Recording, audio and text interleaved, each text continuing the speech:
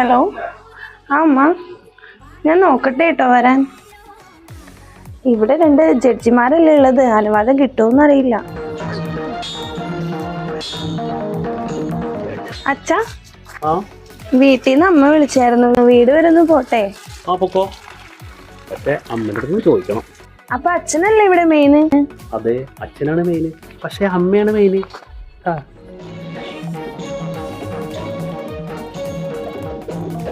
അമ്മേ, അമ്മ ഞാൻ വീട്ടിലൊന്ന് പോട്ടെ.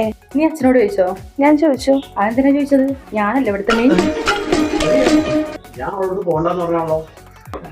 നിങ്ങൾ അങ്ങനെ പറഞ്ഞോ? എന്നാ ഈ 2 ദിവസം പോയി നിന്നിട്ട് പോരും.